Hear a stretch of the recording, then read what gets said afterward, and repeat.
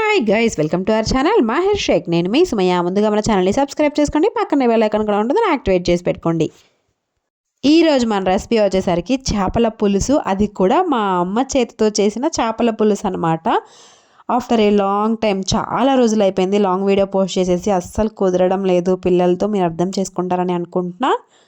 అస్సలు స్కిప్ చేయకుండా చూడండి. మటన్ కర్రీ కన్నా చేపల పులుసు చాలా ఈజీ అని నేను ప్రూవ్ చేస్తాను ఇప్పుడు. సారీ నేను కాదు కదా ప్రూవ్ చేసేది, మా అమ్మ వంట చేసేది, నేను వీడియో తీశాను అంతే. ప్రాసెస్లోకి అయితే వెళ్ళిపోదాం. మరి ముందు 1 కేజీ చేపలు తీసుకొని వాటిని బాగా మ్యారినేషన్ చేసి ఇంగ్రీడియంట్స్ ఇస్తాను, చెక్ చేసేయండి. తర్వాత చేపల కూర చేసే ప్యాన్ అనమాట ఇది. అప్పట్లో చాలా ఫేమస్ అయిపోయింది. ప్యాన్ అయితే పెట్టేసుకుందాం. అందులో కొంచెం ఆయిల్ యాడ్ చేసేసుకున్నాను. రెగ్యులర్గా యాడ్ చేసుకునే నూనె కన్నా కొంచెం ఎక్కువ యాడ్ చేసుకోవాలన్నమాట. అందులోనే కొంచెం మెంతులు యాడ్ చేసుకోవాలి. మెంతులు కొంచెం ఫ్రై అయిపోయిన తర్వాత దోరగా కొద్దిగా ఆవాలు వేసుకుంటున్నాను. తర్వాత జీలకర్ర అయితే వేసుకుంటున్నాము. ఇప్పుడు సన్నగా నిలువుగా కట్ చేసి పెట్టుకున్న ఉల్లిపాయలను కూడా వేసుకొని మంచిగా దోరగా మగ్గనిచ్చుకుందాం అన్నమాట.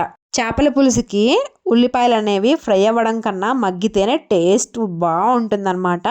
ఆపవమ్మా, నువ్వు చెప్పేది ఒకటి చేసేది ఒకటి అనే కదా మీ కన్ఫ్యూజన్. ఏం లేదండి, వీడియో తీసుకుంటూ కొద్దిగా పక్కకి వెళ్ళిపోయాను. మా అమ్మ కూడా వేరే పని నుండి కొద్దిగా అటు పక్కకు మళ్ళిందనమాట. కొంచెం కలర్ అయితే వచ్చాయి. మీకు తెలిసిందే కదా, ఒకటికి 2 పిల్లల్ని మేనేజ్ చేసుకుంటూ కర్రీస్ చేసుకోవడం అంటే చాలా పెద్ద టాస్కే.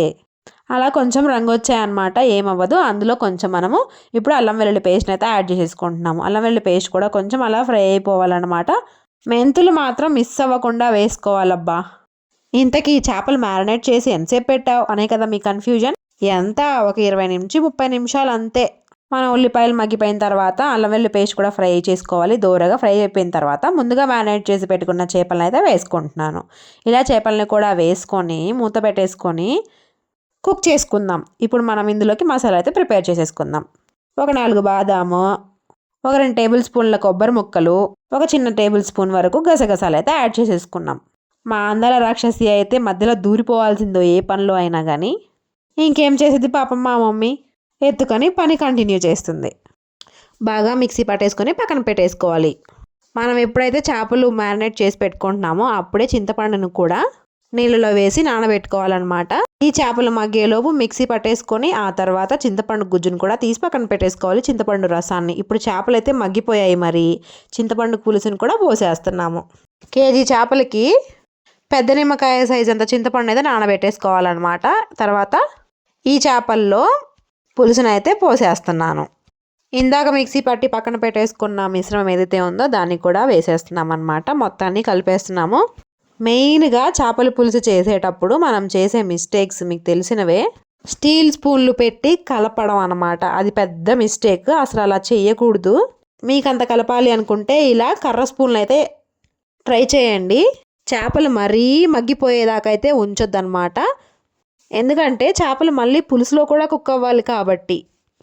ఇలా మొత్తాన్ని కలిపేసుకొని మూత పెట్టేసుకోవాలి. ఇప్పుడు పులుసు అయితే బాగా మరిగిపోతుంది చూడండి. ఇలా నూనె పైకి తేలుతుందనమాట. పులుసు ఆ మిశ్రమం ఏదైతే ఉందో మొత్తం చేపలకు పట్టేసి మంచిగా పులుసు అయితే రెడీ అయిపోతుంది. ఇప్పుడు మనము ఒక పొంగు వచ్చిన తర్వాత పచ్చిమిరపకాయల చీలికలు అయితే వేసుకుంటున్నాం అనమాట. ఇవి మన ఆంధ్ర పచ్చిమిరపకాయలు కాబట్టి 4 పచ్చిమిరపకాయలు అయితే వేసుకోండి.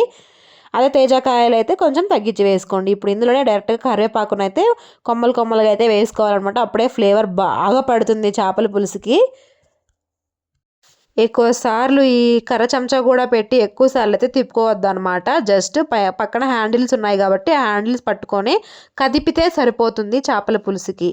చూసారు కదా ఎంత ఈజీగా ఉందో కదా ప్రాసెస్. అసలు చేపల పులుసు రాని వాళ్ళు, ఫస్ట్ టైం చేపల పులుసు చేసేవాళ్ళు, అంటే నాలాంటి రాని వాళ్ళు అనమాట. నాకు చేపల పులుసు చేయడం అంతగా రాదు, వచ్చు కానీ మా అమ్మ చేసేంత పర్ఫెక్ట్గా నాకైతే రాదనమాట.